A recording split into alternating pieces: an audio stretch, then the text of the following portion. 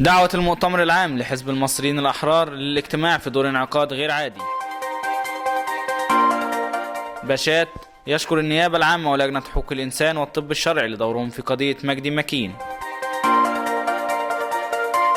سلام الجوهري يلتقي محافظ الغربية ويتابع إنهاء أعمال 32 وحدة سكنية بحوض الجنينة. داود سليمان حل مشكلة العاملين المؤقتين بشركة للمياه المعدنية في الوادي الجديد. المصريين الأحرار بالجيزة يندد بعملية الهرم الإرهابية. إيهاب الطماوي ينعي شهداء الشرطة ويؤكد قوى الشر والإرهاب لن تنتصر. أمانة المصريين الأحرار بكفر الشيخ تدين حادث الطريق الدولي الإرهابي. دكتور عصام خليل ووفد من المصريين الأحرار يزورون الكاتدرائية بعد حادث الكنيسة البطرسية الإرهابي.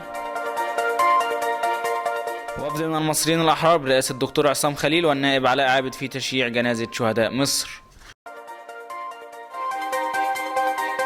هشام الشعيني مجلس النواب بدأ تحركاته لتعديل قانون الإجراءات الجنائية. سلام الجوهري تعديلات تشريعية جديدة للقضاء بشكل حاسم على الإرهاب. أحمد سعد درويش وضع تشريعات حاسمة وصارمة لدحر الإرهاب أمر ضروري.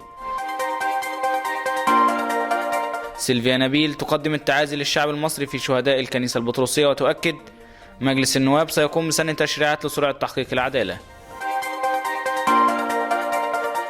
دكتور عصام خليل وقيادات المصريين الأحرار يلتقون محافظ الإسماعيلية لبحث سبل التعاون. وفد المصريين الأحرار يقدم واجب العزاء في شهداء الكنيسة البطرسية للأسقف في سوهاج. صبري يوسف لجنة الزراعة بالبرلمان ناقشت زيادة سعر طن قصب السكر من 500 إلى 800 جنيه.